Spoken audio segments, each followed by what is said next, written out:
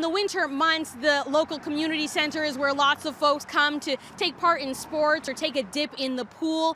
But one woman who says she comes here almost daily has been experiencing sexual harassment. And when she complained to staff, she was shocked by their response. I was swimming one day and he was so close to me that I turned around and was like, I exclaimed aloud. I was so startled at how close he was.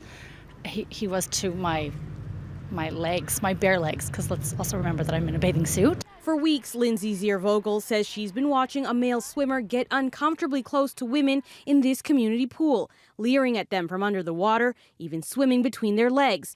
When it happened to her this week, she made a complaint to pool staff. I was told that this man was known to staff and to the supervisor, and that there was nothing this lifeguard could do unless women were physically being touched. I was appalled. I don't believe that harassment necessarily involves being touched. In a statement, the city's Parks, Forestry and Recreation Department says staff receive mandatory training on harassment and discrimination. Policies undergo regular reviews and are prominently posted in staff areas. They're now investigating to find out if the protocol was properly followed, adding that any behavior that creates an unsafe space, not just physical contact, is a concern for staff. Sexual harassment involves any behavior that could be seen as unwelcome or unwanted.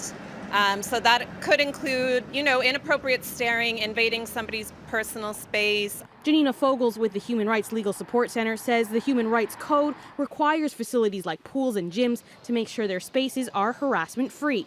But policies aren't always followed to a T. Making sure that users know about the policy, right? So it's not enough maybe to have it on your website, but distribute it in the lockers of the users or pass it around so that people know how they can best use the facility in a way that makes them feel safe.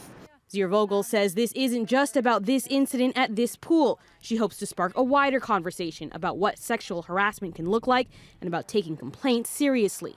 How many times have you heard, your friends talk about feeling uncomfortable on the TTC or uncomfortable walking down the street or just trying to remove themselves from situations that don't feel safe? It happens all the time, and so often it's dismissed. Now, in that statement from Parks and Forestry, they also say that if anyone feels unsafe in one of their facilities, they should feel confident to take their complaints to staff. Outside the Annette Community Center, Janella Massa, City News.